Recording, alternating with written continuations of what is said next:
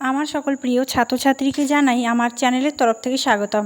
তো স্টুডেন্ট, আজকে আমি আলোচনা করব তোমরা যারা রয়েছো কোচবিহার পঞ্চানন বর্মা ইউনিভার্সিটির আন্ডারে, তোমরা যারা 4th সেমিস্টারের স্টুডেন্ট আছো, যাদের রয়েছে সেক হিস্ট্রি, তোমরা অবশ্যই ভিডিওটি শেষ পর্যন্ত দেখবে। ঠিক আছে, শেষ পর্যন্ত অবশ্যই দেখবে, তাহলে তোমরা বুঝতে পারবে যে কোন প্রশ্নগুলি খুবই ইম্পর্টেন্ট। আমি প্রশ্ন খুবই কম রাখবো, ঠিক আছে, প্রশ্ন খুবই কম রাখবো, কারণ তোমাদের আগামীকাল পরীক্ষা। ঠিক আছে, তো তোমরা যাতে পড়াশোনাটা করে লিখে আসতে পারো, সেটা কথা মাথায় রেখে আমি কিন্তু প্রশ্নগুলো তৈরি করেছি। তো তোমরা অবশ্যই ভিডিওটি একটু ধৈর্য সহকারে দেখবে। তোমরা খাতা কলম বের করো, আমি বলবো, তোমরা কিন্তু লিখে নিবে। ঠিক আছে, তো ভিডিওটি শুরু করার পূর্বে তোমাদের কাছে অনুরোধ রইল, তোমরা যারা চ্যানেলে নতুন রয়েছো, তোমরা অবশ্যই আমাদের এই চ্যানেলটি সাবস্ক্রাইব করে পাশে থাকবে, তাহলে নিত্য নতুন ভিডিও সকলের আগে পেয়ে যাবে। ঠিক আছে, তো দেখো, তোমাদের দুটো পার্ট আছে। ঠিক আছে, একটা ট্রেডিশন কালচার আছে, আর একটা আছে মিউজিয়াম অ্যান্ড আর্কাইভস। ঠিক আছে, তো আমি মিউজিয়াম অ্যান্ড আর্কাইভস থেকে তোমাদের সাজেশান দিচ্ছি। এই পার্টটা খুবই সহজ রয়েছে, একবার করে পড়লেই কিন্তু খুব সুন্দরভাবে বুঝতে পারবে, আবার পরীক্ষায় লিখতেও পারবে। ঠিক আছে, তো তার জন্যই তো তোমরা খাতা কলম বের করো।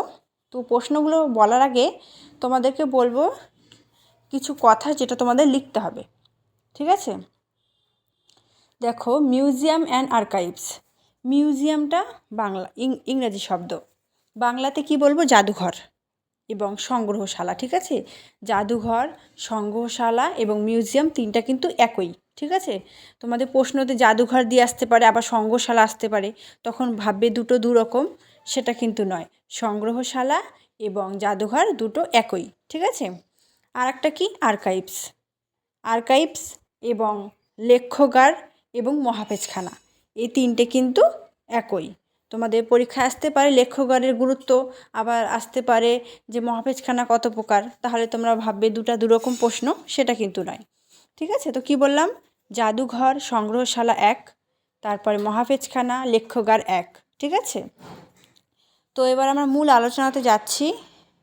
দেখো, সকলে লিখো, 15 মার্কের প্রশ্ন প্রথমে লিখো, লেখ্যগার কি।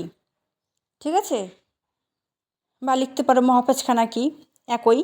লেখ্যগার কি, অতীত পুনর্গঠনে লেখ্যগারগুলি কতখানি গুরুত্বপূর্ণ। ঠিক আছে, তারপরে লিখো, উত্তরবঙ্গের, বিশেষ করে ভারতে জাদুঘরের উদ্ভব আর উন্নতি সংক্ষেপে আলোচনা করো। এটা ভেরি ইম্পর্টেন্ট প্রশ্ন। ঠিক আছে, জাদুঘরের উৎপত্তি, বৈশিষ্ট্য, আসার সম্ভাবনা প্রবল রয়েছে, এটা কিন্তু কেউ স্কিপ করবে না, অবশ্যই কিন্তু পড়বে, তাহলে 15 নাম্বার কিন্তু ক্যারি করতে পারছো, কারণ এটা 15তে না আসলে 10-এ অবশ্যই আসবে। ঠিক আছে, তো এবার আমরা পরবর্তী প্রশ্নতে যাচ্ছি। জাদুঘর ও আচ্ছা, মহারাজা নৃপেন্দ্র নারায়ণ ভূপ বাহাদুরের আমলে নির্মিত কোচবিহার রাজ্যের প্রধান স্থাপত্য নিদর্শনগুলির একটি নিবন্ধ লেখো। ঠিক আছে, এটা খুব ইম্পর্টেন্ট, এটা আসতে পারে। তারপর কোচবিহারের বিশেষ উল্লেখ করে উত্তরবঙ্গের প্রধান ঐতিহাসিক ধ্বংসাবশের উপর টিকা, এটাও ইম্পর্টেন্ট।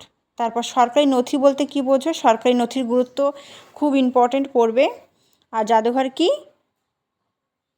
অতীতের ইতিহাস নির্মাণে প্রতিষ্ঠান হিসেবে জাদুঘরের গুরুত্ব। ঠিক আছে, তো এই হলো তোমাদের 15 মার্কের প্রশ্ন। এর মধ্যে থেকে যেগুলো আমি ইম্পর্টেন্ট বললাম, সেগুলো কিন্তু অবশ্যই স্কিপ করা যাবে না, তোমাকে কিন্তু পড়তেই হবে। ঠিক আছে, তো এবার আমরা 10 মার্কের প্রশ্নের দিকে যাব। দেখো, 10-এর জন্য বলবো জাদুঘর ও লেখ্যাগারের মুখ্য পার্থক্য, ভেরি ইম্পর্টেন্ট। পুরাতত্ত্ব ও ইতিহাসের মধ্যে সম্পর্ক খুব ইম্পর্টেন্ট, দুটোর মধ্যে একটা আসার সম্ভাবনা রয়েছে প্রবল।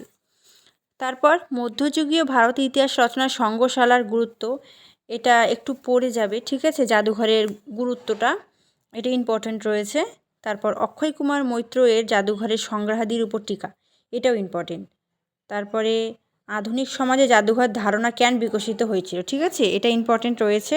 আর একটা পড়বে যেটা লেখ্যগার গঠনে সরকারের অবদান। তো আমি 10-এর তোমাদের 6টা দিয়েছি, আসবে 3টে, লিখতে হবে একটা, ঠিক আছে। তো এবার আমরা পরবর্তী ভিডিওতে কিন্তু আনবো 5 মার্কের প্রশ্ন এবং 1 মার্কের প্রশ্ন, ঠিক আছে। তো ততক্ষণ তোমরা এই প্রশ্নগুলি খুব সুন্দর করে তৈরি করো, খুব ভালো করে পড়ো।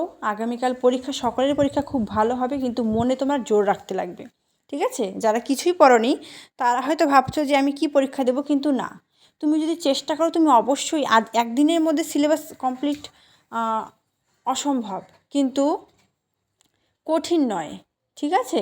আমি তো বেশি প্রশ্ন দেইনি, একটু একটু করে পড়ো, দেখবে নিজের ভাষায় লিখতে পারবে, ঠিক আছে।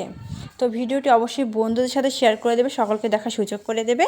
Thanks for watching after all, thank you সকলকে।